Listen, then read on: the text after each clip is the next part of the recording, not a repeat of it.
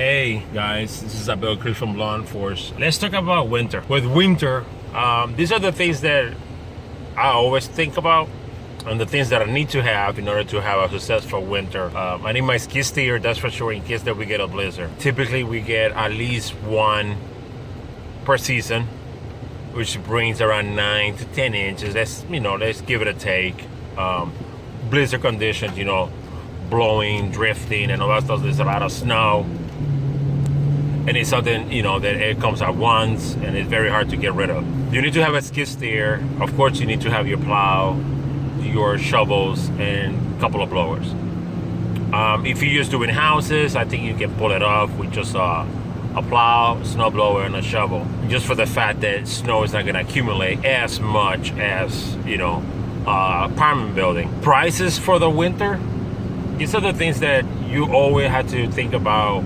When something breaks on your truck, you're gonna have a problem, and it's gonna cost you a lot of money.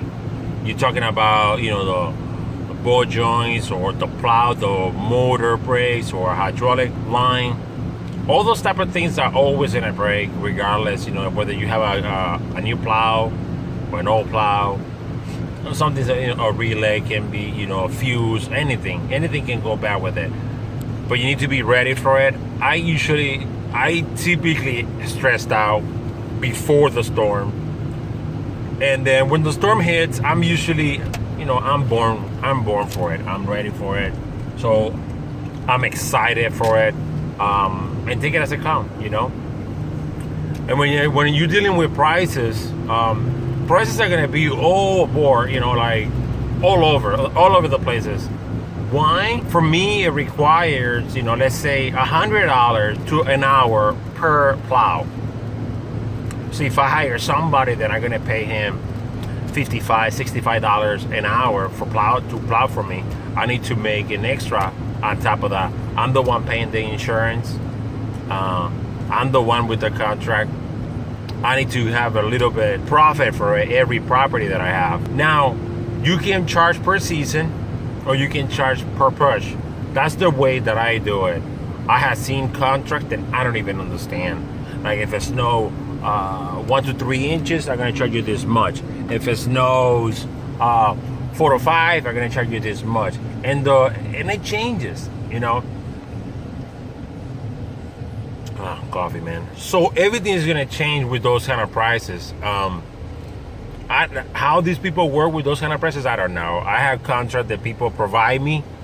So I say, hey, fill out this contract, and then how much you're going to charge every time it's like this and like that. And it's very confusing for me. Somebody ever be very easy for them to do it, but not for me. For me, I really can compute that. I'm the one in the snowstorm. When it snows, it's a lot of snow. You have to go and measure. And then if it keeps snowing, you're gonna do it all over again, or how much you're supposed to charge, or where they're gonna get the total from at that night or at that time. So I just do it per time. If I have to go twice, I charge them the same thing. $100 every time I'm gonna go there and plow it, or $35 or $40, whoever I'm gonna do it. Houses that I do, typically during the summer, which it gives me income for the summer, I treat them kindly. So with me, I drop the prices for them because they're a customer, they're a client, they keep my business running. And those are the people that I always gonna have good, in good condition. The plows, it's gonna be all over the place. Western, Boss, Myers, Salt Dog, Snowway, Blizzard. All those plows, I really don't know how they work. I only work with Western and the Snowway. Snowway, I personally don't like it. It's too slow for me. I don't know if where you live they have it, but they're too slow for me. I have a V plow. They call it a Mega Blade. It's too slow, so I have one of the guys use it. It has a down pressure, which is good when you want your plow to stay on the ground longer. That's the plow to have. But I need to have Western. Western, I have a whiteout. And that thing is fast and moves fast, so I never had a problem with it, and that's what I run, and I like it. I understand the procedure. I run wiring and everything. But these are the things that you have to think about: what you want to charge and how much are you worth it to plow. Prices are going to vary from state to state, from city to city. Seasonal is always confusing for sometimes for the client, probably not for you. This is my mathematical equation for seasonal. In Wisconsin or Milwaukee, the average of snowfall is from 48 to 53 inches per season. Now, what do? I count 6 months from November to April. From November to April, you're going to have so many weeks. You're going to have probably around 22 weeks. Now, you can choose to do it by week. So you got 22 weeks, and then you can add a storm every week for the season. Whether you get more in December, January, February, or you get one in November, or things like, all depends on exactly where you are. Like in November, we hardly get snow. Probably we got one last year, but it wasn't even plowable. It was just salting time because the temperatures were right there. So we had to salt it that day. But we have plow in November. So you have to consider November and you have to consider April because we had snow in April as well. So for you, that my equation would be, I take that 50 inches divided by 3. Why by 3? 3 inches. That would be 3 inches a storm. That's the average here in Milwaukee, 3 to 4 around there. But then you divide it by 3, so you got 3 inches times 16, and will give you the 15. You want to do that equation. So now, if it's going to cost you to plow this property, let's say $100 to plow it, so you're going to multiply that $100 times 16, and that's going to give you a total for plowing. Then you figured out how long or how much is going to take you for salting. Let's say it's going to be $50 worth of salt. And that property, you're going to take that number and you're going to multiply it by 16 as well.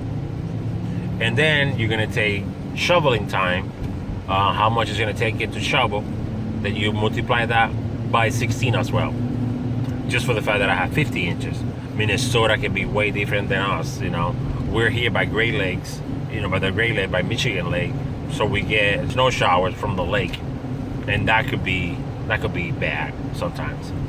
But that's the average, So I do that, and then I put a limit on my snowfall. The customers, I put always 60 inches minimum.